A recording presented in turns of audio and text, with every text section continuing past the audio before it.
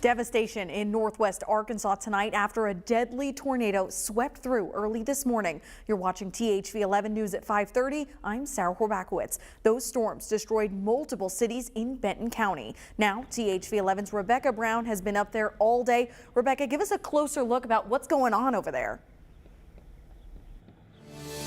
Yes, Sarah, that's right. Right now I am in Gravett, which is just off of highway. It's like west of Centerton off of Highway 102. And you can kind of just see the significant amount of damage that deadly tornado has caused. Right now you're looking at a video that just kind of shows about a 1-mile stretch of the damage where you can see damaged homes, several trees down, roofs caved in, and trees split in half. Now this area also has a lot of land surrounding them, so you can see the personal belongings of people who live nearby thrown all over the place, like bedding, pictures, and other valuable items people keep in their home.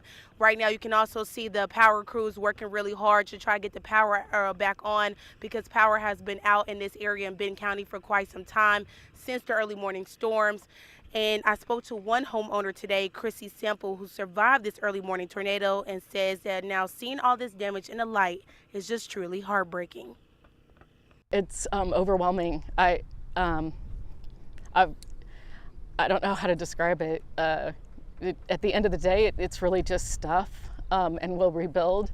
But it's quite an emotional process for everyone. Like Chrissy said, it's very emotional out here. We have talked to several people out here, and it's just very heartbreaking for them. And they're just grateful to be alive during this time. Now, the biggest thing that Chrissy wants people to take away is her community. As soon as things were cleared and everyone was in clear, she said everyone was hands on deck stepping in. People she didn't even know, people who she didn't know name. They just came at her rescue, trying to help them clear stuff out, get valuables out, because we potentially can have a second round here tonight. Simone Thomas can tell you more about that. But the roofs have been getting tarped up. People have been working hard, and she's just thankful to have a community that can come together during this hard time. Well, live in Gravett, Rebecca Brown, THV 11 News. All right, thank you, Rebecca. I know you're going to continue bringing us those latest details. We're going to stick with weather right now, sending things over to meteorologist Simone Thomas. Simone, is there a chance for severe weather again tonight? Yes, Sarah, there is. And in fact, there's more of a higher risk than what we saw last night. Now, already on radar, we see a severe thunderstorm, warning storm impacting portions of Benton into Carroll counties. That warning is in effect until 5:30. Yes, 6 o'clock, excuse me. That warning is in effect for 6 o'clock. That storm is producing 60-mile-an-hour wind gusts, quarter-size hail at the moment. We are seeing some isolated showers across southern Arkansas, although the rest of the state is quiet at the moment. Can't say the same for some of our neighbors to our north and east, as you see a lot of that yellow shading. That's including some of northern Arkansas. That's a tornado watch in effect. Now, the tornado watch in effect for northern and northeast Arkansas is through 11. For northwest Arkansas, where we currently have that warning, that's until 9. And then you see off to our east some of our friends over in the Ohio and Tennessee valleys under some severe thunderstorm watches. Now, here's the outlook for severe weather through this evening. You see the bullseye is over where we see northeast Arkansas, northwest Tennessee, Kentucky, over into Illinois and Missouri. That's that level 4 out of 5 or moderate risk. That's extending across extreme northeast Arkansas. Once you start to get into more of north central, east central Arkansas, there's a level 3 out of 5 or enhanced risk. For the metro areas west and south of that, level 2 out of 5 threat. We'll talk about what the rest of the evening is looking like in that 7-day outlook, so make sure you stick around. All right, thanks, Simone. Now, there's been a lot of damage over in the northwest Arkansas area, and so we want to make sure that you're aware for any possible weather that Simone talked about with the THV 11 app. It'll give you weather and news alerts, and it's free and easy to download in the App Store and Google Play. And tonight, thousands of Arkansans are without power after those potential tornadoes tore through northwest Arkansas this morning. As of right now, 70,000 people are in the dark. Benton County Emergency Management reports trees and power lines down in Decatur. Most outages are in Benton County, but outages in Madison and Carroll counties are still in the thousands. Right now, Governor Sanders is declaring a state of emergency because of those deadly storms earlier this morning. The state of emergency allows money to be used for the cities and towns impacted by those recent storms. Sanders authorized $250,000 for the Arkansas Division of Emergency Management's program and administrative costs. And reactions continue to pour in following that damage. Sanders sending out a message saying in part, quote, that she hopes she will be making stops in impacted areas tomorrow to personally offer assistance and help expedite resources. Senator Tom Cotton also posting on social media that his thoughts and prayers are with those impacted by the storms. Senator Bozeman also offering prayers while saying his office will be working closely with local and state emergency management officials as well. And right now in a THV 11 update, Highway 79 is finally clear after being blocked by a train car late Friday night. RDOT crews were able to clear the blocked highway late last night.